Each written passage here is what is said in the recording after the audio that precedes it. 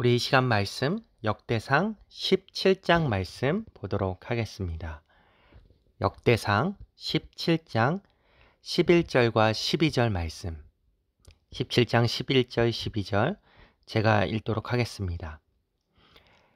내 생명의 연한이 차서 내가 조상들에게로 돌아가면 내가 내 뒤에 내 씨 곧 내 아들 중 하나를 세우고 그 나라를 견고하게 하리니 그는 나를 위하여 집을 건축할 것이요 나는 그의 왕위를 영원히 견고하게 하리라. 아멘. 벌써 여러분 6월이 되었습니다. 여러분 2025년 새해가 밝았을 때 여러분은 어떤 계획들을 세우셨습니까? 시간이 흐른 지금 그 계획들은 혹시 잘 이루어지고 있나요?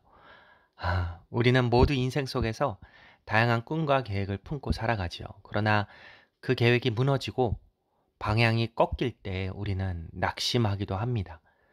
더군다나 그 계획이 하나님을 위한 일, 선한 동기에서 비롯된 것이었다면 그 일이 이루어지지 않을 때 우리는 더욱 마음이 복잡해지고 아플 수 있습니다. 다윗도 그런 시간을 경험했습니다. 그는 하나님께 가장 좋은 집, 성전을 지어드리고 싶었습니다.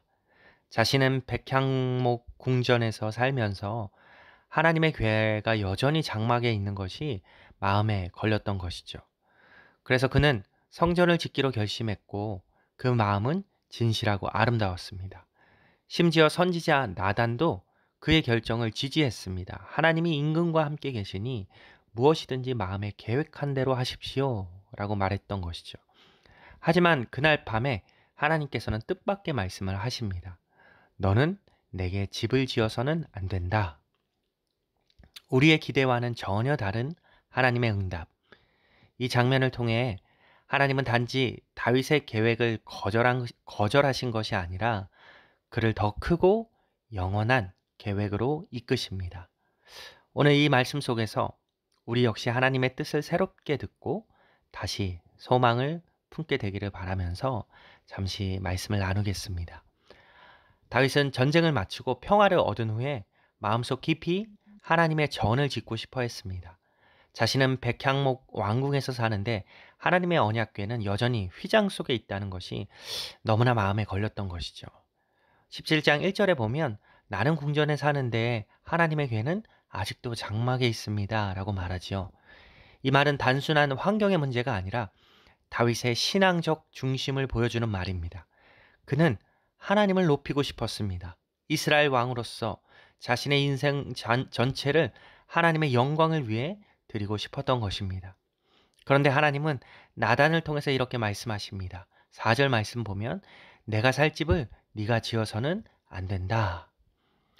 다윗의 동기는 분명 선했지만 하나님의 뜻은 그와 달랐습니다. 왜 하나님은 다윗의 계획을 거절하셨을까요? 하나님은 다윗에게 말씀하십니다. 6절 말씀에 보면 나는 이스라엘 자손과 함께 장막에서 다니며 성막에서 거처하였다.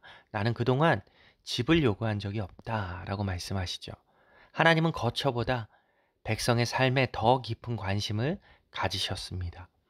하나님의 초점은 지금 당장의 건축이 아니라 영원한 나라와 백성의 회복에 있었습니다.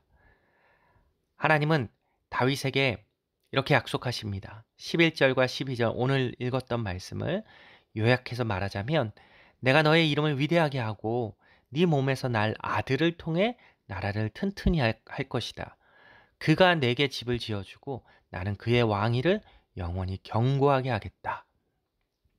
하나님은 다윗의 손이 아니라 다윗의 아들 솔로몬을 통해 성전을 짓게 하실 계획이었습니다. 그러나 그 말씀은 단지 솔로몬 한 사람만을 향한 것이 아니었습니다. 하나님은 이 약속을 통해 예수 그리스도 다윗의 자손으로 오실 영원한 왕을 예고하십니다. 그래서 누가복음 1장에서 천사가 마리아에게 이렇게 말하는 장면이 나오죠. 1장 32절과 33절을 보면 주 하나님께서 그 조상 다윗의 왕위를 예수께 주시리니 그가 영원히 야곱의 집을 다스릴 것이며 그 나라가 무궁하리라. 하나님은 다윗이 꿈꾸던 성전보다 더 크고 깊은 계획을 준비하고 계셨습니다. 그 계획은 예수 그리스도 안에서 완성되는 것이죠. 하나님은 다윗의 작은 계획을 멈추게 하시고 그를 통해 더 크고 영원한 구속의 역사를 열어 가십니다. 놀라운 것은 다윗이 그 하나님의 뜻을 들었을 때 보인 반응입니다. 낙심하거나 불평하지 않고 오히려 감사의 기도를 드리며 순종하는 것을 보게 됩니다. 그는 자신의 계획이 꺾였어도 하나님의 계획이 이루어지는 것을 기뻐했습니다.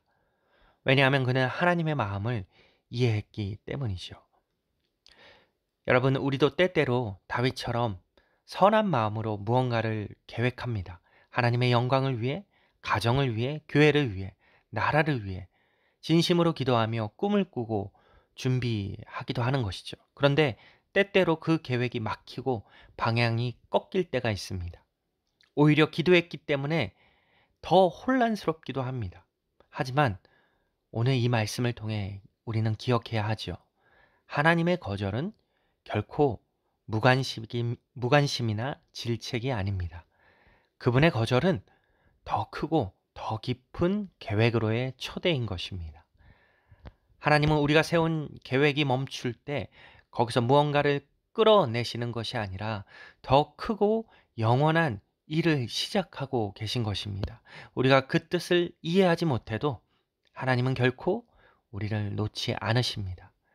그러니 여러분, 지금 여러분의 계획이 멈춘 듯 보이십니까? 무너진 듯 보이는 자리에서 하나님의 더 크신 손길을 의지하시고 신뢰하시기 바랍니다. 다윗처럼 순종으로 하나님의 뜻을 받아들이십시오.